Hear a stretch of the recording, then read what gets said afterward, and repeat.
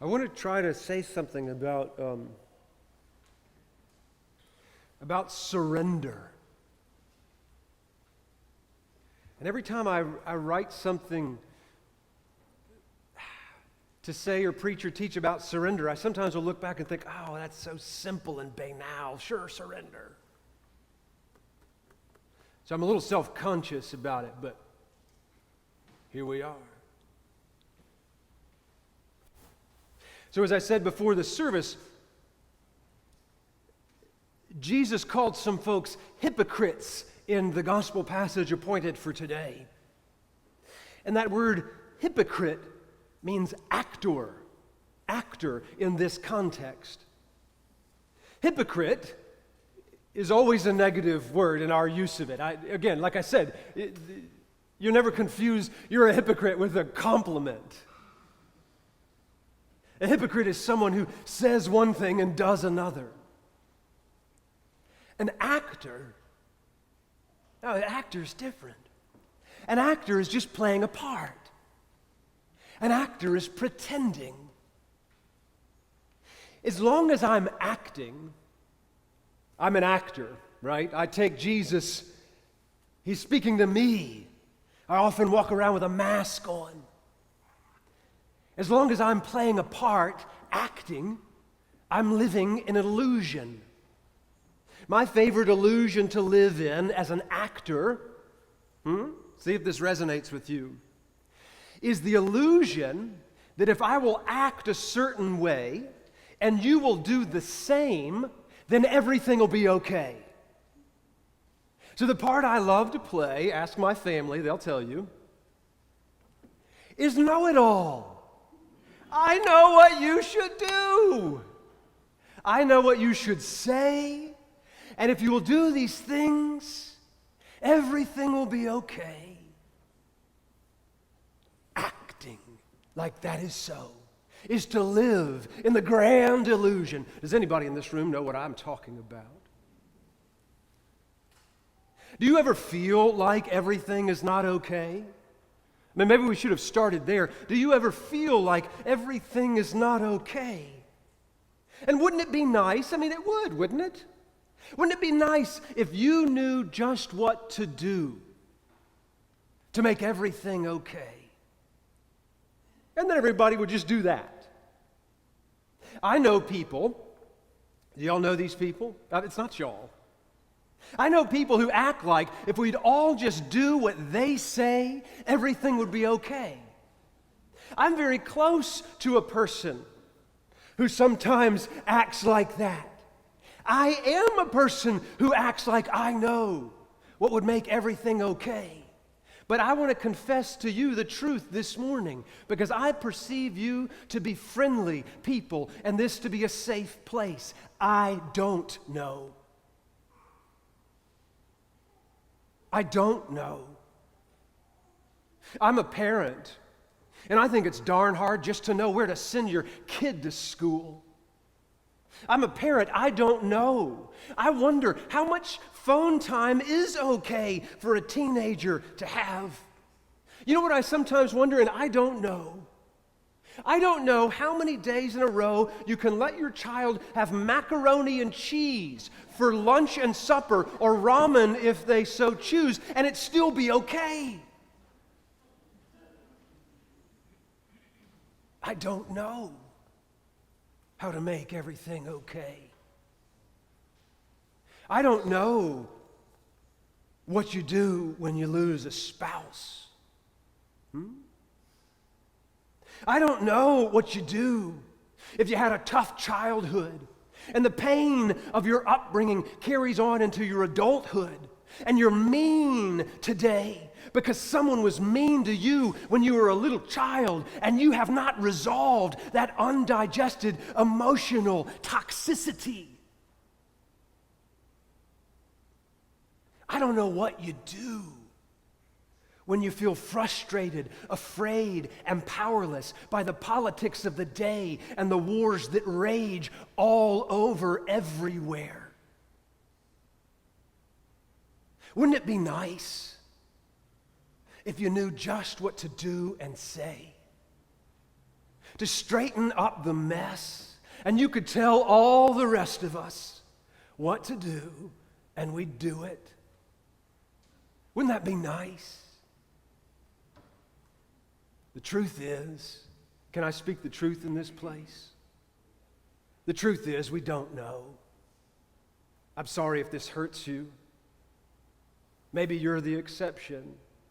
Not a one of us knows. And the good news is, we don't have to act like we do. The Pharisees and the scribes in today's gospel are struggling with the exact same thing. The ones who approached Jesus had a sense. They thought they knew.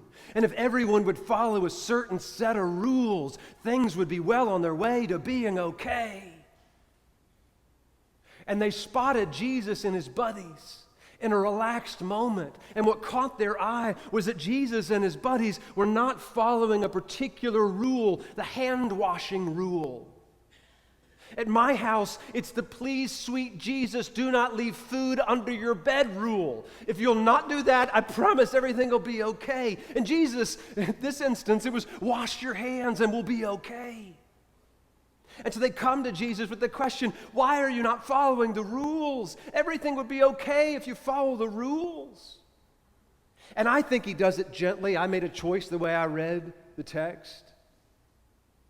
I never see any fruit when people are yelling and pointing their fingers at each other. Jesus is smarter than that. When they confront them, he gently calls them, refers to them as actors. And what strikes me is his sheer kindness. He's actually saying something very kind to them because he notes that they're ready for the next level of function.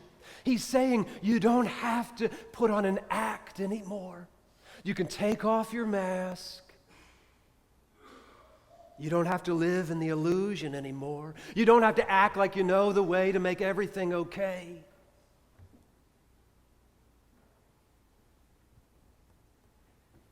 And what comes next is this realization that the pathway to peace is surrender. Full surrender of myself and all my worries to God.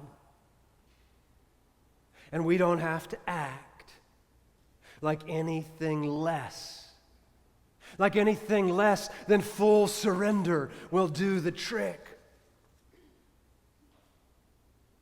And hear me say this. The surrender that the gospel calls for is not a passive surrender. Please hear me say that. It is not a passive surrender that has me letting go of all my cares only to sit on the sidelines and watch the world burn. That is not it. The surrender that's called for, hear this word, is an active surrender in which I load all my fears, my anger, and my acting self into the very lap of God, so that the love that lives inside me can finally be released on the world and all the people in it. You see, it's fundamentally a plumbing problem. All my angers and all my fears and my great big actor self are clogging up the works. There is a love that lives inside of me that is aching to get out. But until I clear out the space, lodging all of that mess and my actor self in the lap of God, it's stuck inside. Now there's a big fat warning about surrender. Remember, it's an active surrender. So it's not surrender and sit on the sidelines. It's surrender and get after it. So here's the deal. A lot of people were offended by this when Jesus started teaching it, and they left my man. I'm thinking about leaving him too because it's hard work. Once surrendered, do you know what I give up? Once surrendered, I stop criticizing and complaining. And I become an active conduit for love, which flows out, as I say, from within my own body. And I discover that there is plenty to do, but only my true self, not my acting self, can do it. All right, let me make it concrete. Let me put it on the street. For instance, Jesus says, once you're surrendered, Jesus says, pay attention, my man, to what comes out of your mouth. Stop being so darn awful to each other. To which I say, it's so fun to be so mean. We Homo sapiens love to lob stones at each other. We do it for sport.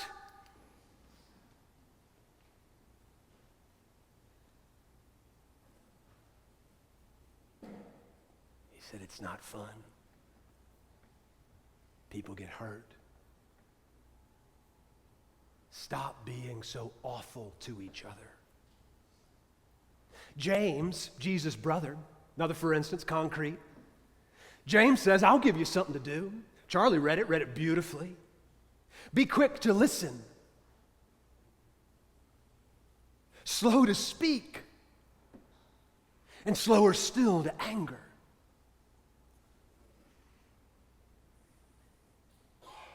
Then James says, and take care of widows and orphans, which means spend all that energy you used to spend playing that part you were playing on helping helpless and undefended folks in your community. The Apostle Paul says, once surrendered, remember this is an active surrender. Once surrendered, let your gentleness be known to everyone. And I took Paul aside when he said that. I said, Paul, could you come here for a second? I said, Paul, so I hear you. Gentleness, I understand. That's for the women, right? So I'm a strong American male. Paul, actually, do you want to watch me do some pull-ups? I'm very muscular. Gentleness, not my thing. I think I'd be better served tackling people and shouting people down and just exerting my muscularity. Paul said, yeah, get back up here. Here's what I'll have to say to you. Real men.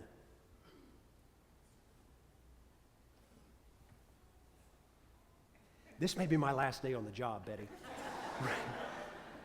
Paul said, real men, really strong men are kind. The strength of God flows through you when you're surrendered, Hendree. And your gentleness is made known to everyone. And I said, so you don't want to see my pull-ups? Eddie Hillesum, who I've had a crush on for a long time. Eddie Hillesum is a woman who said, once surrendered, I don't know what to do. That's what she said. She said, I don't know what to do, but I do know this. Adding even one atom of hatred to the world will not help. Only love will make the world more habitable again. And one of my friends said, yeah, but Hendree, your crush, this Eddie Hillesum, she doesn't have the troubles I have. And I said, are you sure? Because she said that on her way to Auschwitz as a captive of the Nazis. And then she said, check this out. This ought to blow the top of your head off. Watch this.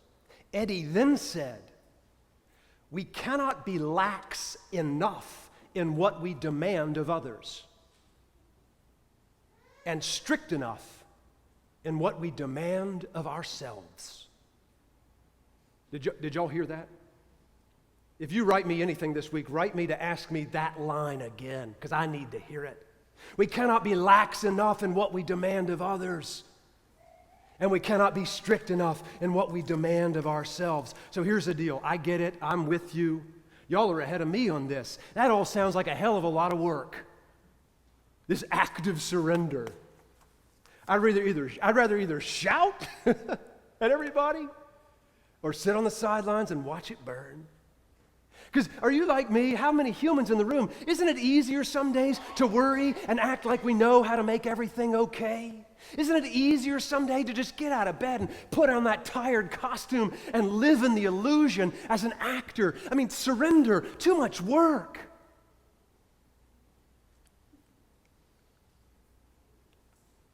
We'll close with this. There's a teacher I really admire. Her name is Teresa. She's from a little town, Avila. She's a tenacious teacher. She puts it like this. She says, yeah, I know surrender's tough. It's best not to be worn out by impossible efforts, Teresa says. Life is short, she says, maybe even shorter than many of us think. But try this, says Teresa, try this. Make your offering to God. Surrender. Do your small little surrender thing. And God will take what you give Him and unite it. Check this out, Joyce. Unite it with the offering that Jesus made on the cross. Y'all didn't hear that. Take your little thing, she said, your little surrender move, give it to God, and He will take it and He'll unite it, merge it, marry it to the offering that Jesus Christ made on the cross. And then even if our deeds are small, she says, they'll be made great by our love for God and God's love for us. You ain't doing all the work. Just your little part. So I guess in the end, this surrender move leaves us, well, it does leave us with a part to play. Just one. Today we're called to play the part of the fully surrendered child of God. And don't worry, your lines will be supplied on an as-needed basis.